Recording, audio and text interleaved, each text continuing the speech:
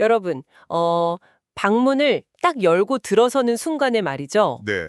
누군가 입을 떼기도 전에, 심지어 내 눈으로 그 방 안의 풍경을 다 파악하기도 전에 코끝을 훅 스치는 냄새 하나가 여러분을 막 20년 전 할머니의 부엌으로 강제로 데려다 놓은 그런 경험 혹시 있으신가요?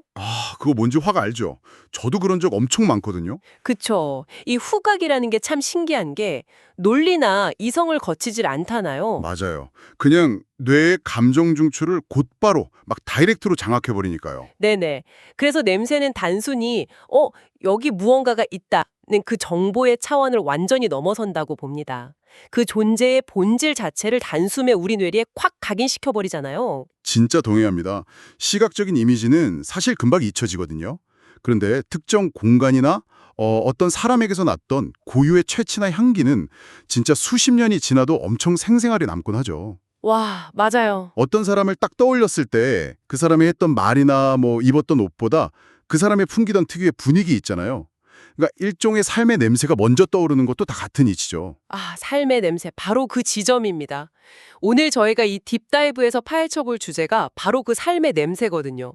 기대되네요. 우리가 매일 아침 외출하기 전에 칙칙 뿌리는 그런 향수 이야기가 절대 아닙니다. 우리가 머물다 간 그 자리에 혹은 누군가와 막 치열한 대화를 나눈 직후에 보이지 않게 남는 우리의 태도와 존재의 향기에 관한 이야기죠. 존재의 향기라. 네, 오늘 이 엄청 흥미로운 탐구를 위해서 아주 특별한 텍스트들을 준비했습니다. 바로 정현기 목사님께서 보내주신 오늘 맥체인 본문입니다. 네 개 부문이죠. 맞습니다. 출애굽기 30장, 요한복음 9장, 잠언 6장, 그리고 갈라디아서 5장까지 총 4개의 고대 텍스트입니다. 이게 참 수천 년의 시간차를 두고 기록된 데다가 배경이나 장르도 완전히 다른 텍스트들이잖아요. 그쵸. 겉보기엔 시대도 맥락도 다 파편화되어 있는 것 같죠? 약간 뜬금없어 보일 수도 있어요. 네네. 처음 보면 그럴 수 있죠. 하지만 이 자료들을 아주 깊이 진짜 현미경 들여다보듯 들여다보면 하나의 거대한 논리적 흐름으로 쫙 연결되어 있다는 걸 알 수 있습니다. 오, 어떤 흐름인가요? 이 4개의 텍스트가 공통적으로 주장하는 하나의 핵심 미션이 있거든요. 즉, 어떻게 인간의 삶이 하나님께 닿는 가장 아름답고 향기로운 향이 될 수 있는가? 바로 이 비밀을 추적해 보는 것이 오늘 저희의 목표입니다. 와, 이거 진짜 재밌어지는데요? 자, 그럼 먼저 아주 시각적이고 또 후각적인 묘사가 등장하는 고대 이스라엘의 광야로 한번 가보겠습니다. 출애굽기 30장을 보면 하나님이 모세에게 아주 기이하고 특별한 레시피 하나를 지시하시거든요. 네, 그 성막. 그러니까 가장 신성한 공간 안에서 피어올릴 거룩한 향을 만드는 제조법이죠. 아, 거룩한 향. 텍스트를 자세히 보면 소합향, 나감향, 풍자향 같은 아주 특정한 향료들을 동일한 비율로 섞으라고 해요. 그리고 거기에 약간 특이하게 소금을 쳐서 성결하게 만들려고 명시되어 있죠. 향료에 소금을 친다고요? 네, 그리고 여기서 진짜 눈에 띄는 대목이 하나 더 있는데 아주 엄격한 용도 제한을 둔다는 겁니다. 오직 하나님을 위해서만, 딱 이 거룩한 공간에서만 사용해야지 개인적인 목적을 위해 이 향을 똑같이 만들어 쓰는 자는 백성 중에서 끊어질 거라고 엄청 무섭게 경고를 하죠. 와, 끊어질 거라니. 저는 이 대목을 딱 읽으면서 어떤 생각이 들었냐면요. 막 세계 최고의 천재의 조향사가 오직 단 한 명의 왕만을 위해서 만든 세상에 단 하나뿐인 시그니처 향수가 막 떠올랐어요. 시그니처 향수 비유 좋네요. 그쵸. 레시피가 아무리 매력적이어도 냄새 끝내주는데 이거 내 거실 방향제로 좀 써야겠다 거나 내 몸에 뿌려야지 하고 사적으로 복제를 할 수가 없는 겁니다. 절대적인 구별됨, 그러니까 베타설을 딱 요구하고 있거든요. 맞습니다. 근데 저 하나 궁금한 게요. 왜 굳이 거기에 소금을 치라고 한 걸까요? 소금이랑 향기, 이건 뭔가 되게 낯선 조합 아닌가요? 짭짤한 향수도 아니고요. 이게 고대 근동의 문화적 코드를 딱 이해하면 그 이유가 굉장히 명확해집니다. 그 당시에 소금은 부패를 막고 그 상태를 유지하는 성질이 있잖아요. 네네, 방부제 역할이죠. 그래서 변함없는 언약과 순결을 상징하는 엄청 강력한 메타포였습니다.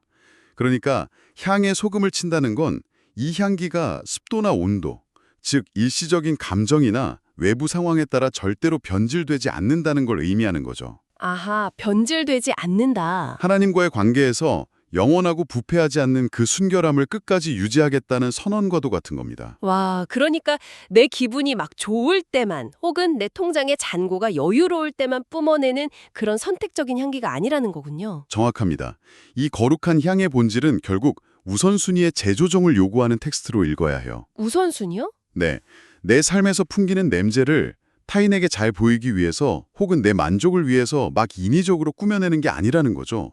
내 삶의 모든 영역에서 하나님의 뜻을 가장 최우선으로 삼는 그 태도 자체, 그걸 바로 거룩한 향기로 규정하는 겁니다. 이거 굉장히 낭만적이면서도 동시에 엄청나게 무거운 책임감이 따르는 요구네요. 그렇죠. 결코 가벼운 이야기가 아니죠. 그런데요, 이 최고급 시그니처 향수가 언제까지나 그 텐트, 그러니까 성막 안에 통제된 환경에만 갇혀 있어서는 솔직히 세상을 바꿀 수는 없잖아요. 아, 예리하시네요. 맞습니다. 밖으로 나와야죠. 네, 이 거룩한 우선순위라는 향기가 텐트 밖으로 딱 나와서 막 먼지 날리고 사람들 북적거리고 혼란스러운 현실 세계의 길거리로 퍼져나갈 때 과연 어떤 일이 벌어지는가? 이것이 바로 우리가 살펴볼 두 번째 텍스트, 요한복음 9장의 현장에서 벌어지는 사건입니다. 길거리에서 벌어지는 아주 극적이고 리얼한 사례 연구라고 볼 수 있죠. 예수님이 길을 딱 가시다가 날 때부터 눈이 보이지 않는 맹인을 마주치시는 그 유명한 장면입니다. 네, 그 먼지 풀풀 나는 길 한복판에서 제자들이 아주 흥미로운 그리고 지극히 인간적인 질문을 하나 던집니다. 날 때부터 눈이 보이지 않는 이 비극적인 상태의 사람을 딱 두고 이렇게 묻죠. 라삐어, 이 사람이 맹인으로 난 것이 도대체 누구의 죄 때문입니까? 자기 죄입니까? 아니면 부모의 죄입니까? 진짜 적나라한 질문이죠. 저는 이 질문이 시대를 막론하고 인간이 가진 아주 끈질기고 질긴 본능을 싹 보여준다고 생각해요. 우리가 이해할 수 없는 비극이나 고통을 마주하면 본능적으로 누구 탓인가 이걸 막 찾으려 하잖아요. 심리학적으로 보면 그게 아주 자연스러운 방어 기제거든요. 인간은 원래 인과관계가 없는 혼돈 상태를 가장 두려워합니다. 아, 뇌가 견디지를 못하는군요. 네, 고통이라는 결과가 눈앞에 딱 있다면 반드시 누군가의 잘못이라는 명확한 원인이 있어야만 뇌가 비로소 안정을 찾아요. 저 사람이 저렇게 죄를 지어서 저런 끔찍한 비극을 겪는 거야 라고 결론을 팍 내려버려야 죄를 짓지 않는 나는 안전하다는 그런 통제감을 가질 수 있기 때문이죠. 와, 통제감을 얻기 위해서 남을 정죄한다는 그 분석, 이거 진짜 날카롭네요. 결국 제자들의 그 질문은 겉으로는 걱정을 가장했지만 사실은 엄청나게 폭력적인 정죄였던 셈입니다. 맞아요. 폭력이죠, 사실. 그런데 여기서 텍스트의 흐름이 예수님의 입을 통해서 완전히 뒤집혀 버립니다. 예수님이 이 뻔하디 뻔한 인과율 공식을 그야말로 그냥 박살 내버리시잖아요. 완전히 시야를 바꿔버리시죠. 네, 과거로 막 거슬러 올라가서 범인을 색출하는 대신에 완전히 다른 방향을 쫙 가리키십니다. 누구의 죄도 아니다. 그에게서 하나님이 하시는 일을 나타내고자 하심이라. 와, 저는 진짜 이 대목에서 일종의 짜릿함마저 느꼈어요. 저도 그래요. 예수님의 이 대답은 단순한 위로의 차원이 아닙니다. 프레임 자체를 완전히 전환해버리는 엄청난 선언이거든요. 방금 우리가 그 출애굽기에서 다뤘던 향기의 개념을 여기에 한번 싹 대입해보세요. 아, 향기의 개념을요? 네, 제자들이 그 순간 풍기고 있던 냄새는 과연 무엇이었을까요? 비난, 정죄, 과거에 대한 집착, 원인 규명. 이건 오늘날 우리 사회의 그 인터넷 기사 댓글창만 봐도 진동하는 아주 지독하고 익숙한 악취 아닙니까? 아, 맞아요. 그 숨 막히는 냄새. 누군가의 결핍이나 아픔 앞에서 네가 혹은 네 부모가 뭘 잘못했겠지 라며 삐딱하게 색안경을 끼고 보는 태도죠. 누군가의 실패나 질병을 철저히 막 해부해가지고 책임 소재를 가려내려는 그 날선 공기. 그게 바로 악취라는 거군요. 일어날지 미래지향적인 목적을 팍 부여하셨죠.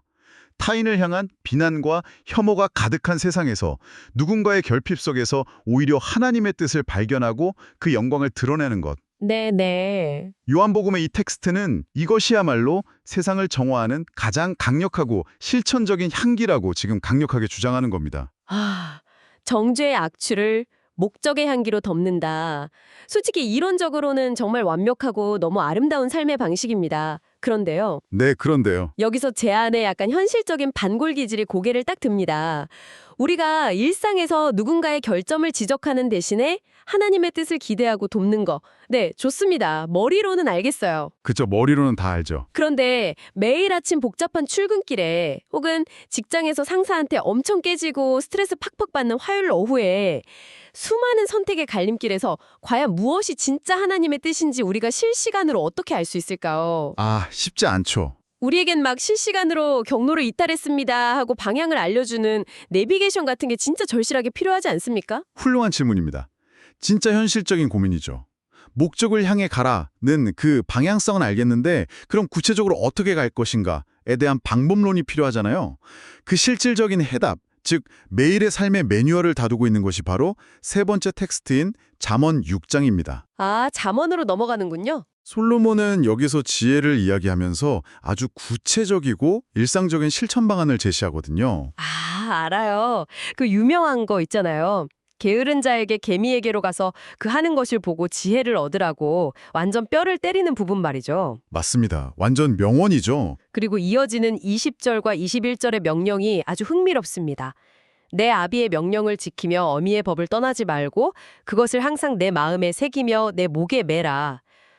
고대문헌에서 이 말씀을 목에 매라고 표현한 부분인데 저는 이거 딱 읽자마자 현대인들이 손목에 진짜 문신처럼 항상 차고 다니는 스마트워치나 웨어러블 기기가 바로 탁 떠올랐어요. 오, 스마트워치요?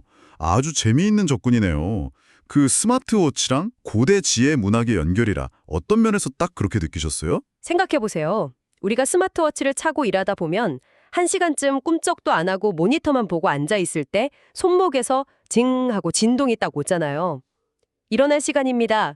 1분 동안 일어나서 움직이세요 하고요. 네네, 엄청 자주 울리죠, 그거. 또 심박수가 비정상적으로 막 뛰면 경고를 보내기도 하고 산에서 길을 잃었을 때는 방향을 딱 알려주기도 하죠. 잠언에서 말하는 하나님의 말씀이 그냥 책장에 예쁘게 꽂혀있는 주일에 한번 딱 꺼내보는 먼지 쌓인 종이책이 절대 아니라는 생각이 들었어요. 아, 살아있는 기기다. 네, 내 목에 혹은 손목에 딱 붙어서 내가 막 게을러져서 주저앉을 때나 아까 말한 그 정죄의 악취를 막 풍기려는 엉뚱한 길로 갈 때마다 실시간으로 알람을 징징 울리는 살아있는 추적 시스템 같다는 거죠. 와, 본문의 의도를 현대적으로 엄청 찰떡같이 번역해 주셨네요. 잠언이 강조하는 지혜의 핵심이 정확히 바로 그것입니다. 말씀은 단순한 지식의 축적이 아니라 삶을 움직이는 동력이라는 거죠. 삶의 동력이요. 스마트워치가 아무리 좋은 타이밍에 알람을 울려도 내가 귀찮아 하면서 그 진동을 무시하고 계속 소파에 누워만 있다면 그거 아무 소용이 없지 않습니까? 완전 그렇죠. 안 읽은 알림 배지만 막 99개 쌓여있는 상태가 되는 거죠. 맞습니다. 그래서 잠언은 그냥 듣는 것에서 절대로 끝나지 않고 행함을 지독하게 강조합니다. 귀로 아무리 들어도 내 삶의 패턴을 수정하지 않으면 그건 진짜 지혜가 아니라는 거예요. 행해야만 지혜다. 네, 하나님의 말씀이라는 스마트워치의 알람에 즉각적으로 반응해서 딱 행할 때 비로소 그 말씀이 위기의 순간에 나를 지켜주는 진짜 보호막이 되는 겁니다. 개미처럼 부지런히 그 지혜를 줍고 일상 속에서 순종의 걸음을 내디딜 때 비로소 그 사람에게서 짙고 깊은 삶의 향기가 배어나오는 거죠. 실시간으로 알람을 딱 받고 즉각적으로 내 행동을 수정한다. 이게 훈련이 쫙 되면 확실히 삶이 달라지긴 할 것 같습니다. 엄청 단단해질 것 같고요. 네, 엄청난 변화가 오겠죠. 근데요, 솔직히 말해서 저는 바로 이 지점에서 약간 숨이 턱 막힙니다. 숨이 막힌다. 어떤 의미에서요? 한번 현실적으로 생각해 보세요. 거룩한 우선순위를 지키기 위해 나침반 같은 스마트워치를 항상 몸에 매달고 있어요. 그리고 끊임없이 울리는 알람에 맞춰서 내 본능을 꾹꾹 억누르고 지시대로만 행동해야 한다. 이거 자칫 잘못하면 엄청난 억압이나 되게 피곤한 규율처럼 느껴지거든요. 그렇게 느낄 수 있죠. 현대인들에게 자유라는 건 내 마음대로, 내가 막 끌리는 대로 내버려도 이런 건데 이건 내 맘대로 할 수 있는 게 진짜 하나도 없잖아 하는 탄식이 막 절로 나올 법한 상황 아닙니까? 여기서 텍스트가 설득력을 잃지 않으려면 뭔가 엄청 강력한 반전이 필요해 보이는데요. 바로 그 지점입니다. 그 자유에 대한 우리의 오해와 착각을 아주 정확히 찌르고 들어오는 것이 오늘 이 탐구의 대미를 장식할 마지막 텍스트, 바로 갈라디아서 5장입니다. 갈라디아서요? 여기서 바울은 현대사회가 그토록 찬양하고 정의하는 자유의 개념을 진짜 밑바닥부터 쾅 뒤흔들어 놓습니다. 갈라디아서 5장을 보면 바울은 육체의 소욕, 그러니까 내 마음대로 하려는 그 본능적인 욕망을 따르지 말고 성령을 따라 행하라 라고 엄청 강권하거든요. 솔직히 이 단어들이 현대인들에게는 잘 안 와닿을 수 있어요. 내 욕망을 따르지 말고 복종하라니. 이거 완전 철저한 속박 아닌가요? 이게 어떻게 진정한 자유라는 결론으로 이어지는 건지 이해가 안 가요. 우리가 내 마음대로 내 본능이 막 이끄는 대로 하는 것을 자유라고 아주 굳게 믿고 있잖아요. 하지만 바울의 프레임으로 그 실체를 싹 들여다보면 이야기가 완전히 180도 달라집니다. 오, 어떻게 달라지죠? 바울이 말하는 그 육체의 소욕을 현대 심리학이나 뇌과학의 용어로 한번 번역해 볼까요? 네네. 그것은 아주 즉각적인 도파민 루프, 충동 통제 장애, 타인을 기어코 이겨먹으려는 과도한 경쟁심, 끊임없는 비교, 막 솟구치는 분노 같은 것들입니다. 아, 처음에는 내가 스스로 선택해서 즐기는 것 같고 그게 내 자유의지 같죠? 듣고 보니까 밤늦게까지 스마트폰으로 쇼츠나 릴스 같은 쇼폼 영상을 끝도 없이 넘겨보는 행위나 운전하다가 갑자기 혹 끼어드는 차를 향해 나도 모르게 폭언을 막 쏟아내는 그런 순간 같은 거군요. 바로 그거예요. 내가 통제하고 있다고 착각하지만 사실은 도파민이나 분노에 질질 끌려가고 있는 상태. 욕망이 나를 질질 끌고 다니는 가짜 자유라는 거죠. 노예 상태. 반면에 바울은 성령을 따라 행할 때 인간이 도달할 수 있는 가장 궁극의 상태를 9가지 성품, 즉 열매로 나열합니다. 사랑, 희락, 화평, 오래 참음, 자비, 양선, 충성, 온유, 절제. 와, 이거 듣기만 해도 마음이 막 정화되는 기분인데요.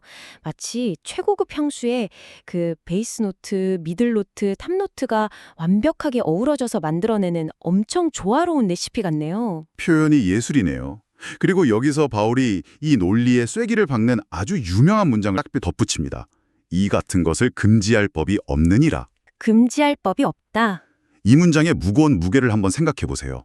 세상의 어떤 억압적인 법률도, 어떤 최악의 절망적인 상황도, 심지어 내가 부당하게 감옥에 갇히는 그런 조건 속에서도 내면에서 자발적으로 뿜어져 나오는 이 사랑과 평화, 온유의 향기는 그 누구도 통제하거나 압수할 수 없다는 엄청난 선언입니다. 와, 외부의 자극이나 본능적 충동에 휘둘리지 않고 내 안에 가장 고결한 성품을 내가 주도적으로 선택할 수 있는 상태. 이것이 고대 텍스트가 말하는 진짜 자유인의 특권입니다. 와, 금지할 수 없는 자유. 억압을 뚫고 나오는 성품. 저 진짜 약간 소름 돋았어요. 결국 예수님을 주인으로 모시고 성령의 알람에 순종한다는 건 나를 갉아먹고 파괴하는 그 더러운 욕망의 사슬을 탁 끊어내고 내 안에 원래 설계되었던 가장 아름다운 모습들이 쫙 만개하도록 나를 내어 맡기는 거였군요. 피했습니다. 내면의 그 지독한 충동을 이겨낸 9가지 성품의 조화.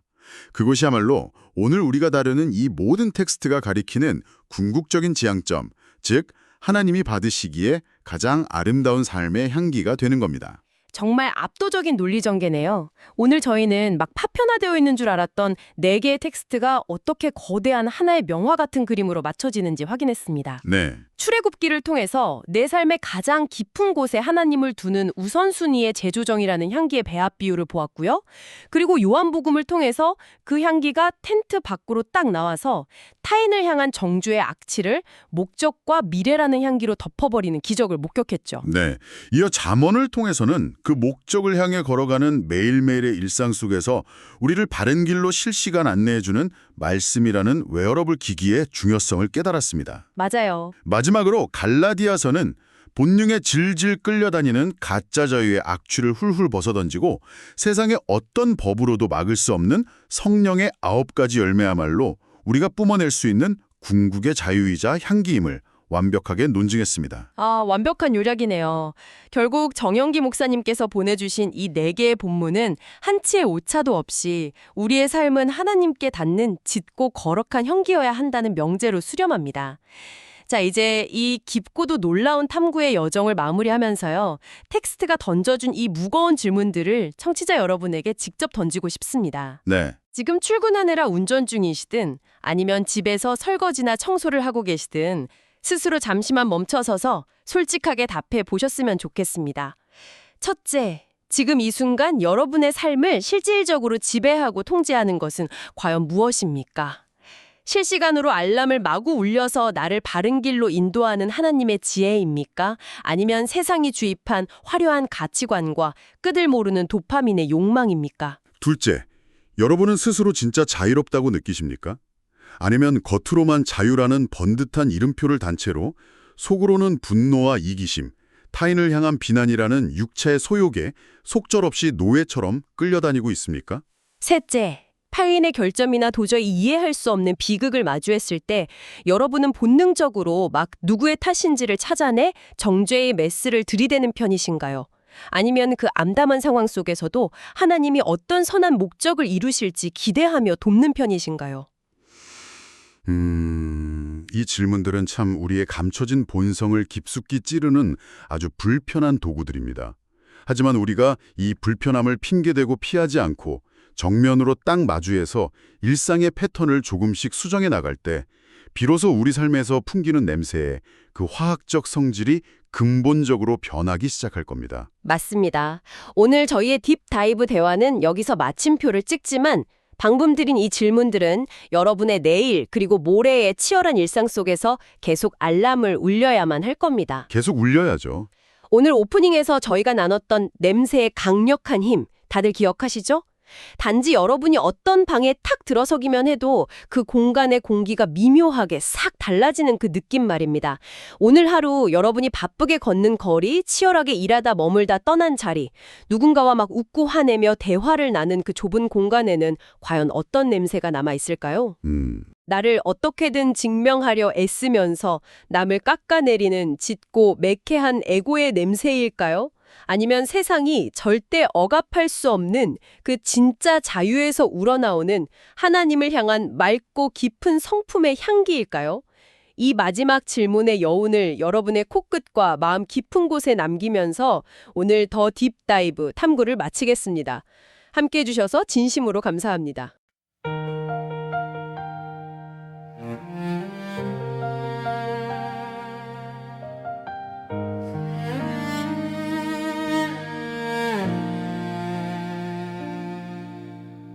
조각목회 위에 금을 입힌 분향단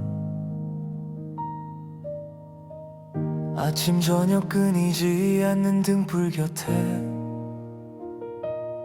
소합향 나감향 풍자향을 섞어 소금을 쳐서 성결하게 하라 하나님께만 드려질 거룩한 향 누구도 가질 수 없는 하늘의 향취 우리의 기도가 향연이 되어 보좌 앞 유리바다를 채울 때 세상 욕망의 냄새는 사라지고 오직 주의 거룩함만 남나니 내 삶의 모든 영역에서 하나님의 뜻을 가장 우선하게 하소서 향 만드는 법대로 빚어진 우리 삶이 주께 기쁨이 되게 하소서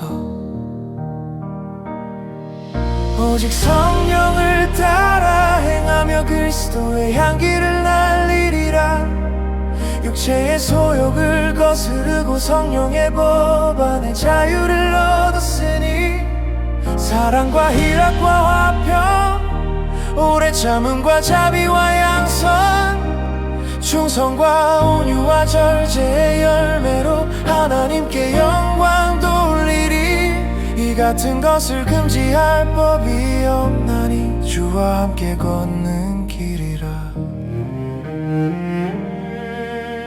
날 때부터 맹인된 자를 보며 누구의 죄냐 묻는 세상의 시선에 주님은 말씀하시네 하나님이 하시는 일을 나타내려 함이라 실로암 못에 가서 씻으라 하신 말씀에 순종하여 눈을 뜰 때 어둠 속에 갇혔던 인생이 하나님의 뜻대로 행함의 향기가 되네 보지 못하던 자가 보게 되고 믿는 자가 주의 영광을 보나니 우리의 고난조차 하나님이 하시는 일을 드러내는 통로라 세상의 가치관 버리고 오직 주가 하시는 일에 귀 기울이게 하소서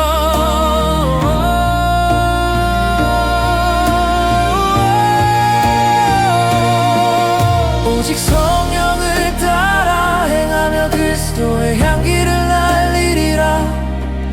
죄의 소욕을 거스르고 성령의 법 안에 자유를 얻었으니 사랑과 희락과 화평 오래 참음과 자비와 양선 충성과 온유와 절제의 열매로 하나님께 영광 돌리리 이 같은 것을 금지할 법이 없나니 주와 함께 걷는 길이라 게으른 자여 개미에게 가서 그 부지런한 지혜를 배우라 아비의 명령을 지키며 어미의 법을 내 마음에 항상 새기라 길을 갈 때 너를 인도하며 잘 때 너를 보호하시리니 듣고 행할 지혜의 말씀이 내 목에 매인 진주보다 귀하도다 내 지혜와 경험을 지하지 않고 주의 훈계를 등불 삼아 음녀의 유혹과 세상의 덫에서 내 발걸음을 건져내소서 성령으로 살면 또한 성령으로 행할지니 헛된 영광 구하지 않으리 그리스도 예수의 사람들은 육체와 함께 그 정욕을 탐심과 함께 십자가에 이미 못 박았음을 선포하노라 우리는 사랑으로 서로 종노릇하며 율법을 온전히 이루나니 내 안에 가시돋친 육체의 일들이 성령의 담비로 녹아내려 은은하게 퍼지는 성령의 열매 세상이 감당 못할 하늘의 향기 그리스도와 연결된 가지마다 풍성한 생명이 맺히게 하소서 모세가 드린 거룩한 향으로 하나님과의 관계를 회복하고 예수님처럼 하나님의 뜻대로 행하여 그 영광을 나타내며 솔로몬의 잠언처럼 지혜의 말씀을 마음에 새겨 행하고 바울의 고백처럼 성령을 따라 열매 맺는 삶을 살리 우리의 삶이 하나님께 향기로운 향이 되어 드려지게 하소서